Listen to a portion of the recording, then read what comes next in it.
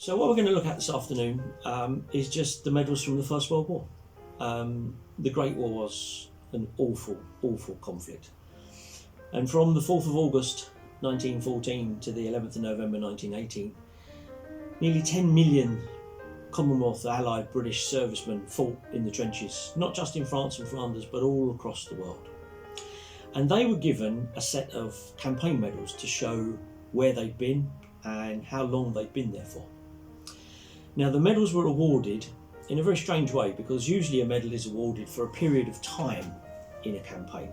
But for the First World War, they were awarded as a set of medals, which would come many years later in the post, but they were awarded depending on what day it was that you landed in a theatre of operations.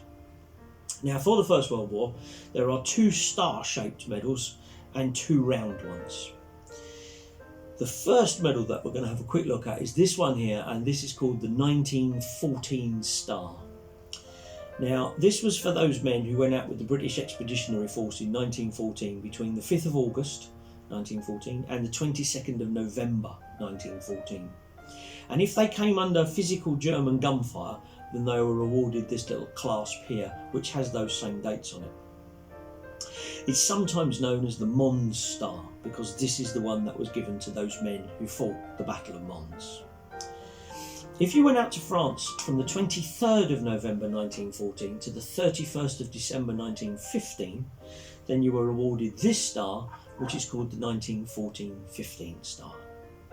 Now, if you got one of the 2 stars, didn't matter which one, but if you got one of them, then you were always entitled to the 2 round medals.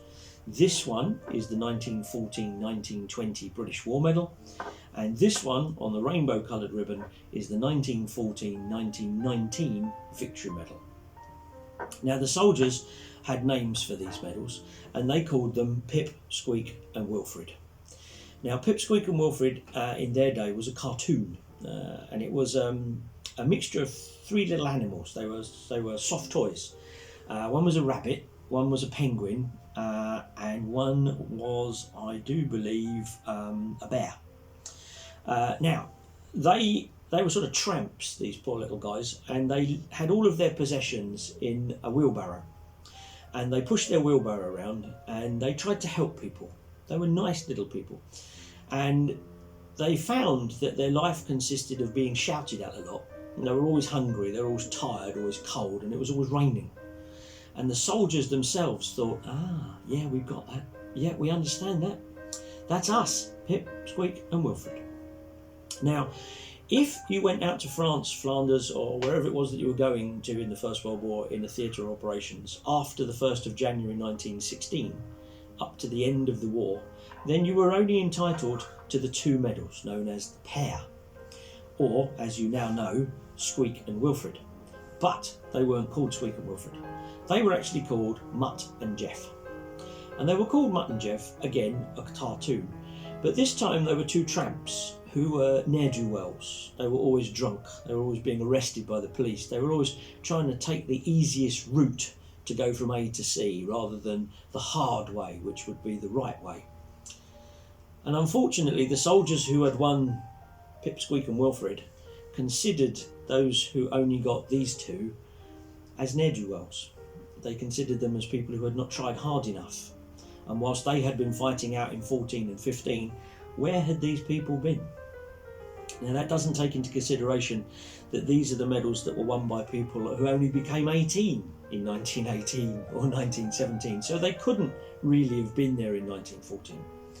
The other thing that is really sad about this is that whilst these men fought at Mons, they fought at Festubert or Bears Ridge, they fought at the Battle of Loos, which were terrible battles. The men who came afterwards in 1916, 17 and 18 took more casualties in 1917 than the previous 3 years of the war put together. And these were the men who only got these 2 who fought the Battle of the Somme. They fought the Battle of Passchendaele. They stopped the German spring advance in 1918, and they fought the 100-day battle in the advance to victory. And these were the guys who won the First World War. And they were not treated like that by their own compatriots. So there they are, the the medals of the First World War, humble medals, and we do see them around, and if you do see them around, you have to remember that each one of those medals was won by someone who went off and fought the bloodiest war this world has ever seen.